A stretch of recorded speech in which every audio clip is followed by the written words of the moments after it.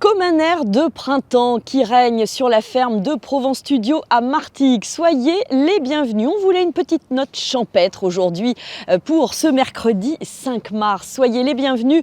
Voici tout de suite le journal de la rédaction. On démarre avec la prison d'Arles qui accueillera ou non les narcotrafiquants les plus dangereux. Encore un peu de suspense. L'annonce officielle sera faite par Gérald Darmanin demain. Le ministre de la Justice souhaite isoler les 100 plus grands trafiquants de drogue dans une seule et même prison de haute sécurité dès cet été, en appliquant un nouveau régime carcéral d'isolement extrêmement strict. La maison centrale d'Arles fait donc partie des 4 lieux pressentis. Bonne ou mauvaise idée? Question posée à Edicide, c'est le délégué SGP police du département. Ce qui est certain, c'est qu'il va falloir se donner les moyens d'eux, parce qu'on ne peut pas laisser la situation se gangréner dans les prisons françaises comme c'est le cas aujourd'hui. Il y a un sentiment d'impunité généralisé, on est face à des individus qui font ce qu'ils veulent depuis l'intérieur de leur prison. Ce n'est pas possible. Tous les citoyens ont vu en grand nombre ces images où on voit des détenus s'amuser, faire passer des produits interdits, des produits de fois stupéfiants, des téléphones portables et un grand nombre effectivement de trafic qui existe en prison. Donc il faut se donner les moyens, c'est une solution. On verra ce que donnera cette expérimentation, qui en est une. Si ceci doit se généraliser par exemple, une grande prison de haute sécurité par région française ou pas. Mais ce qui est certain, c'est que il va falloir se donner les moyens. On est face à des narcotrafiquants qui ont des moyens tentaculaires, donc il faut s'adapter aux narcotrafiquants et se donner des nouveaux moyens pour pouvoir lutter contre les nouvelles nuisances qui ont été mises en place par ces narcotrafiquants.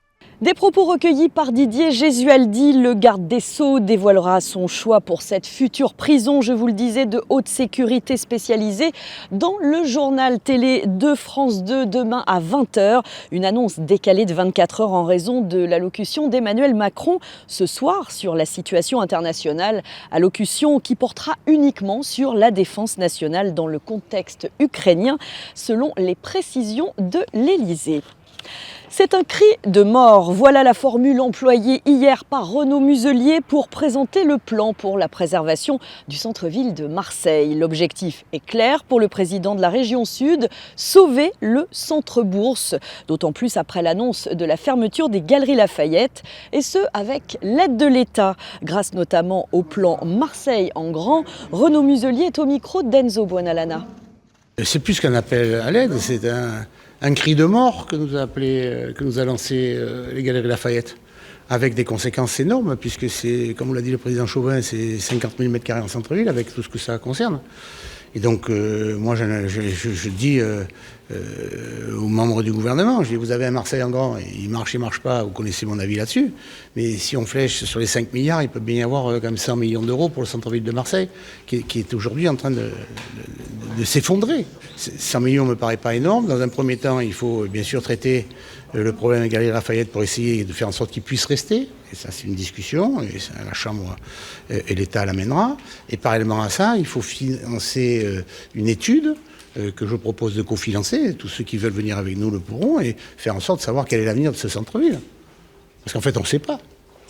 On ne sait pas ce qui se passe entre la préfecture et Euroméditerranée. Et donc là-dedans, il y a quand même une réflexion à avoir. Et vous n'aurez jamais de partenaire de niveau national, européen ou international qui viendra s'installer si on ne sait pas ce qui va se passer demain. Et dans le cadre du suivi de Marseille en grand, François Rebsamen, ministre de l'Aménagement du territoire et de la décentralisation, se rendra à Marseille demain. Bilan et perspective au programme. Le ministre visitera ensuite plusieurs sites qui illustrent l'engagement de ce plan. L'école Joly-Manon, les infrastructures de transport sur Capitaine Gèze et la gare Saint-Charles. À la page santé, Marseille Bleu, c'est le mois destiné à sensibiliser le public au dépistage et à la prévention du cancer de l'intestin. Un cheval de bataille pour le docteur Baroni, praticien hospitalier au service de gastro-entérologie à l'hôpital de Martigues. Des milliers de nouveaux cas sont décelés chaque année en France. Pourtant, le test gratuit de dépistage proposé aux 50-74 ans n'est utilisé que par un faible pourcentage d'hommes et de femmes concernés dans les Bouches-du-Rhône. Il ne faut pas attendre d'avoir des symptômes pour pratiquer ce test. C'est ce que souligne le docteur Baroni. Je vous propose d'écouter ses conseils de prévention au micro de Davy Moisson. Le cancer de l'intestin, qu'on appelle aussi cancer du côlon, est une maladie qui fait des ravages en France, puisqu'il y a environ 43 000 nouveaux cas, personnes nouvellement atteintes chaque année, hommes ou femmes. C'est une maladie qui frappe l'homme et la femme, et il y en a à peu près 18 000 qui décèdent, dont le pronostic est mauvais. Dans le département des Bouches-du-Rhône, à peine 32% des gens font le test dépistage. Et ce qui est plus grave, c'est que d'année en année, le pourcentage de participation au test diminue. Donc là, il y a une tendance à inverser. Il faudrait arriver, pour être efficace, pour sauver la vie à beaucoup de gens, et donc faire des économies de santé au passage, parce que la prise en charge d'un cancer colorectal coûte une fortune. Ce sont des soins qui vont durer 2, 3, 4 ans, et il n'y a pas du tout la garantie de la guérison au bout. Et il y a moyen d'éviter ça. Mais les possibilités de soins sont très limitées. Il faut faire le diagnostic quand la maladie est silencieuse cliniquement. Il faut arriver à convaincre des gens qui ne se plaignent de rien, mais alors de rien de chez rien. Ils n'ont aucun symptôme et il faut qu'ils fassent un test dépistage. Quand on veut prévenir le cancer du côlon, il faut manger beaucoup de fibres, des fruits et des légumes, assez peu de viande rouge, mais le steak bien saignant matin, midi et soir, c'est une erreur. Et surtout, exercice physique. Alors, c'est ça la prévention du cancer du côlon. Ce qui est l'ennemi du médecin, c'est la sédentarité. Et encore une fois, ça, de bouger, de manger sainement, c'est pas la recommandation qu'on a le 1er janvier et qu'on abandonne le 2. Non, c'est tous les jours, toute l'année. Et je précise que la prévention et le dépistage ne s'excluent pas, au contraire, ils se complètent. Le docteur Baroni proposera en fin de mois sur Martigues-Istres des rendez-vous et des manifestations pour la prévention du cancer colorectal. Toutes les infos sont à retrouver sur notre site maritima.fr. Et n'oubliez pas, faites-vous dépister dès 50 ans, c'est très très important. Nature et environnement, on y vient tranquillement, on est toujours sur le site ici du côté donc de Provence Studio à la ferme au milieu des animaux qui viennent un petit peu guetter, qui s'interrogent peut-être sur notre présence ici. C'est l'heure du nourrissage, vous l'avez vu, vous avez dû apercevoir tout à l'heure Kylian qui avec Claude s'occupe des espaces verts ici à Provence Studio. Alors on nous a dit qu'il fallait faire gaffe au bélier, c'est pour ça que j'ai eu un petit œil quand même sur lui. Mais bon, on va continuer notre journal et ça tombe bien parce qu'on va parler nature et environnement avec une battue administrative au sanglier. Là, il n'y en a pas ici. Cette battue commence demain matin à l'aube du côté de Marseille, du côté de la Madrague Montredon. Alors c'est un quartier situé aux portes des Calanques qui reçoit régulièrement la visite de ces animaux sauvages. Désormais habitué à l'homme, cette battue a un objectif de régulation, le sanglier étant trop présent dans le parc devenant dangereux pour la biodiversité, mais aussi pour les habitants. Voyez plutôt le reportage de Cassandre Amouroux. Ça a l'air bon. À la veille de cette battue, les habitants de la Madrague sont partagés. Pour certains, le sanglier est un vrai danger. Pour d'autres, il est devenu un voisin comme les autres. Il ne paiera pas d'impôts locaux, mais il habite dans le quartier comme nous. Oui, ils se promènent, ils font les poubelles, ils vont jusqu'à la plage, ils font tout le tour du village. Et puis ils sont souvent devant le stade. Mais ça, je vous dis, ça fait depuis un petit mois où il y en a un peu moins. Mais c'est vrai que quand on rentre le soir un peu tard, on est obligé de pratiquement s'arrêter pour les laisser passer. Ils vont renverser les poubelles pour manger. Ils traversent la route. Et un jour, il va y avoir un motard qui va descendre. Il va aller au tapis et ça va faire un mort. Pareil, les voitures, là, les jeunes, ils viennent. Ils mangent leur McDo, machin. Ils jettent tout par terre. Dès qu'ils savent qu'il y a de la bouffe... Et si on les tue, on va réguler. Là, on ne régule plus. On commence à avoir même des chevreuils. Du côté du parc national des Calanques, il faut effectivement réguler l'espèce qui crée des nuisances. Didier Réau, président. On a des sangliers qui sont de plus en plus nombreux. Donc ça peut présenter effectivement à la fois des risques de sécurité pour les habitants, mais aussi des problèmes sanitaires, quoi. Ils transportent des parasites sur eux, et lorsqu'ils sont en trop grand nombre, ça peut créer aussi des maladies chez les animaux domestiques, mais aussi chez les humains. 45 chasseurs participent à cette battue. Elle prendra fin aux alentours de 14h. Et selon le parc national des Calanques, en plus d'être très nombreux, les sangliers se regroupent davantage. On trouve parfois même plusieurs dizaines d'individus ensemble. Un comportement qui s'expliquerait en partie par la présence d'un prédateur dans les Calanques, le loup. Alors c'est vrai qu'on parlait sanglier du côté de Marseille. C'est vrai que sur le pourtour de l'étang de Berre, il y en a aussi. On pense notamment à Figuerolles, la forêt de Castillon. Donc restez toujours prudents, d'autant qu'ils traversent parfois les routes du côté de la ZAC des Étangs à Saint-Mitre. Donc voilà, ça c'était pour la partie animalière.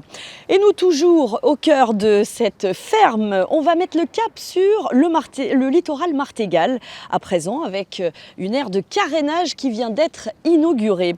C'est le département des Bouches-du-Rhône qui assure l'entretien, la gestion des 8 ports départementaux, dont celui de Carreau à Martigues. Alors suite à une demande des plaisanciers et des pêcheurs, eh bien, la mise aux normes de l'aire de carénage du port de près de 400 m² a été validée et inaugurée hier via une opération portée par le département pour un montant de 300 000 €.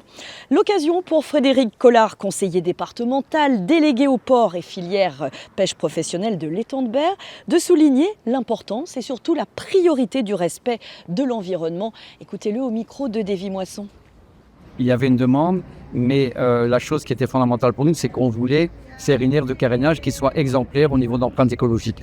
Le département s'est lancé dans la labellisation de l'ensemble de ces ports de plaisance avec le label de port propre. Et donc, c'était une priorité pour nous de faire une aire de carénage qui permet, lorsque les bateaux sont sortis de l'eau, sont entretenus, sont décapés, sont nettoyés, il y a un certain nombre d'effluents comme les peintures, les reliquats de peinture, d'huile, etc., qui sont rejetés sur l'aire de carénage et qui ne doivent en aucun cas retourner dans la mer qui est à 3 mètres derrière nous. Donc la totalité des travaux, c'est pour ça que c'était un peu long, ont été entièrement pensés pour que tous les effluents soient récupérés, soient filtrés, soient nettoyés, et une fois qu'ils sont nettoyés, ils sont réinjectés dans les eaux usées de la métropole, où ils rentrent dans le circuit de filtrage classique, et même une fois filtrés, ils ne sont pas rejetés dans la mer, ce qui est assez exceptionnel. Donc au niveau de l'empreinte écologique, cette aire de carénage ici du port de Carreau, elle va être exemplaire en termes de propreté, et également les pêcheurs pourront recycler tous les matériaux qu'ils vont utiliser lors de l'entretien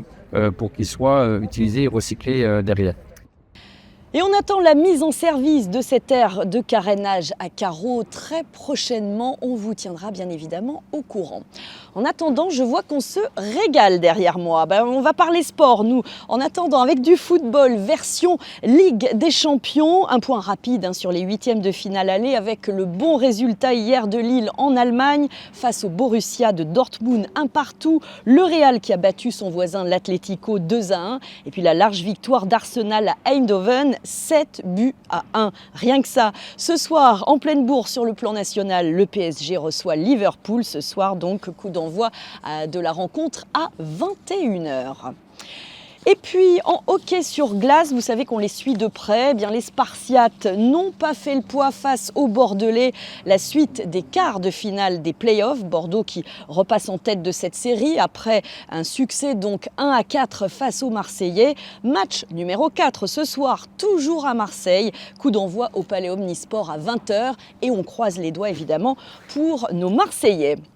Les petits champions de la lecture. Au fil des pages, les finales départementales se poursuivent. L'objectif, c'est de développer le goût de la lecture pour les 8-11 ans. Après Miramas et Cabriès, eh bien, c'est à Martigues que ça s'est passé cet après-midi.